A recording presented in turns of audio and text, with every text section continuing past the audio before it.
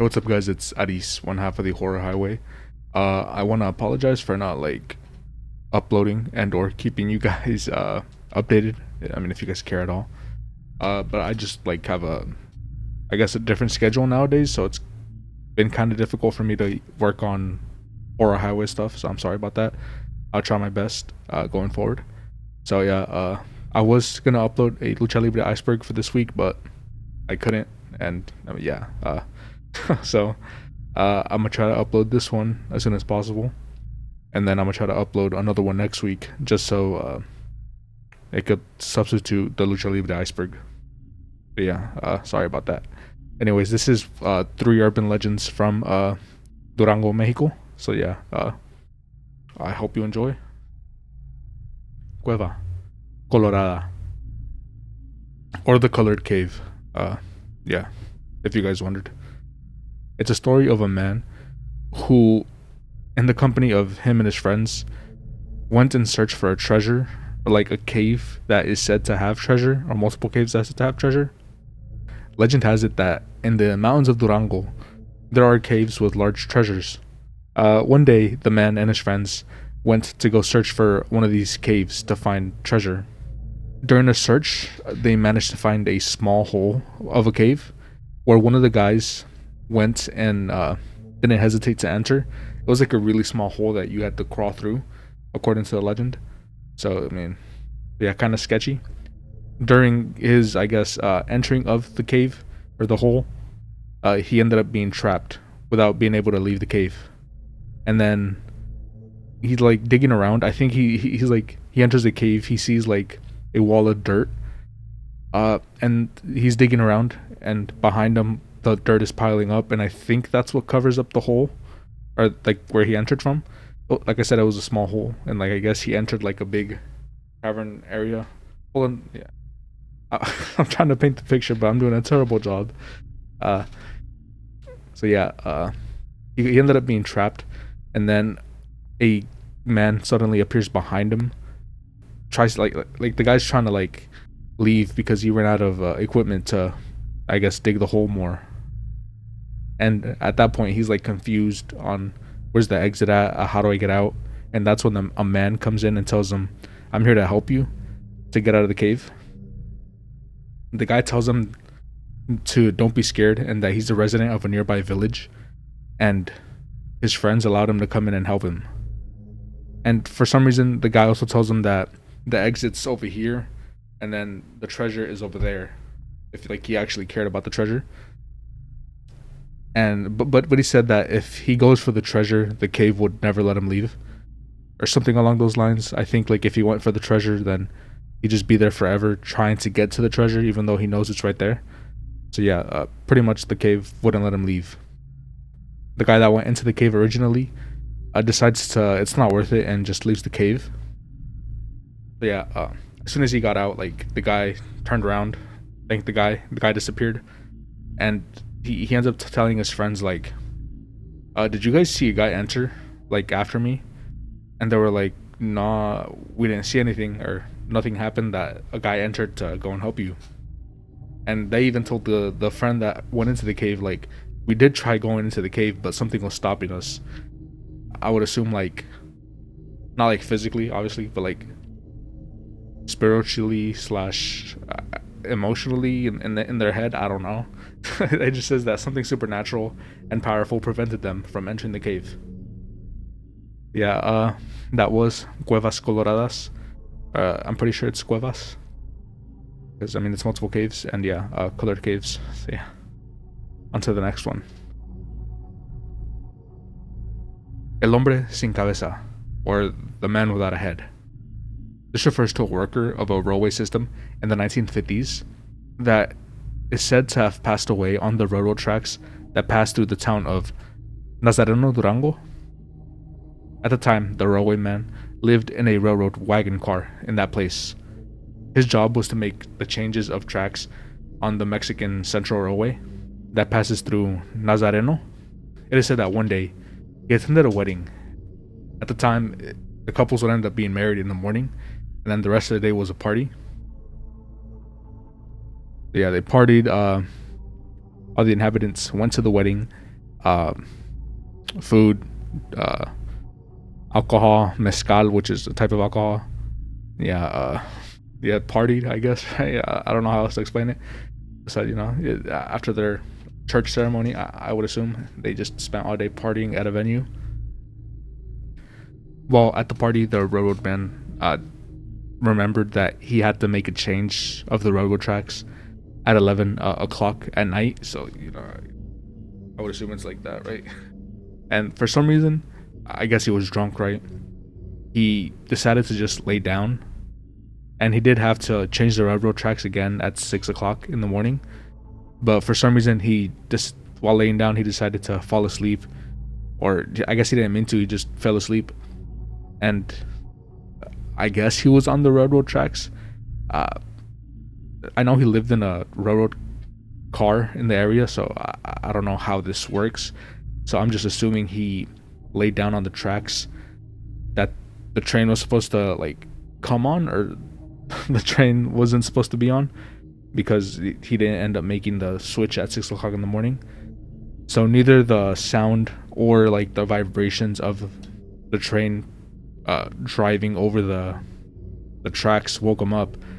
So the train ended up going and chopping off his head. I don't know if I can say that on YouTube. I mean, the entry is like the guy without a head. So yeah, the train ended up. I guess he was. I don't know. I don't understand how that happened to him though. Obviously he was drunk, partying all day tired.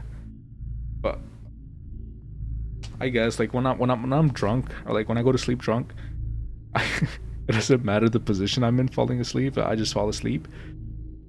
So I guess he was like railroad tracks like this or something. Like his neck was like on the railroad track right here, and then or something. I don't know. So yeah, that happened. The party still kept going the day after, so I don't know, or like until midday after like their wedding, or the wedding reception slash party. That's when everyone knew what happened to the guy. The police ended up going and like taking away the body. But yeah, weird. I didn't really understand the legend that well. I got these entries from I think it's called El Sol de Durango, the website. So I'll link it in the description because I think it is that one, but I'm also thinking it's a different website. The relatives ended up receiving the body. They had a burial, but it is said that the ghost of the railway man still appears walking on the railroad. Obviously, it only happens at night. He's very sad, as like the, I guess, sightings of him say, like his aura, the aura of the ghost. I don't know if that's disrespectful. I'm sorry if it is. It just like gives off a sorrowful feel. It's also kind of terrifying, obviously, because if you see a ghost without a head, that's kind of scary. So people also are scared of this, because who wouldn't? And it is said that if anyone that's alive ever does come like face to face, so to speak, no face, because I mean head chopped off, they either like instinctively run away or just straight up faint. So I guess faint would be kind of symbolic to his story, right? Because the dude fell asleep. So I guess if he ends up making you faint, you might also get your head chopped off. I don't know. Maybe, symbolic for his story. But yeah, God, this is such a terrible entry for me. I'm sorry, bro. I tried. Yeah, this is like one of the more popular urban legends in Durango, or like one of the more well-known ones, which I didn't know about, even though I have visited Durango in the past. So hopefully in the editing I can make it somehow legible for you guys.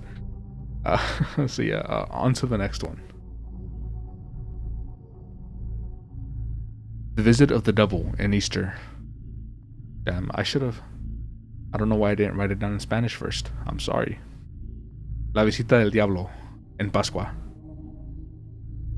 Hold on, let me make sure Pascua's right, bro. I'm not tweaking, am I? Pascua is Easter? Fuck, I got it right. I'm gonna say I got it right. Yeah. So, I did say in the first episode that there's many stories like this, and it's another story of a girl going to dance with the devil. So, uh, yeah, I didn't think this would be a thing. I hope it's not a thing in future episodes that there's like the devil dancing with a girl. I hope every state doesn't have one of these, because I mean it'd be pretty funny just for every episode to have one of these entries. So the legend starts off as the Holy Friday of Holy Week. That it was a date that fell in April of 1990. A young woman known as Josefina visited the Cyclones nightclub with a group of friends. Josefina's beauty did not go unnoticed, and she caught the attention of a lot of men, but specifically a guy who had like a very good bearing, and he was alone. So she decided to go like ask him if they wanted to dance, and obviously the guy accepted, or like they both accepted immediately. So yeah. So their chemistry was like really great. So they ended up dancing with each other for several hours, according to the legend.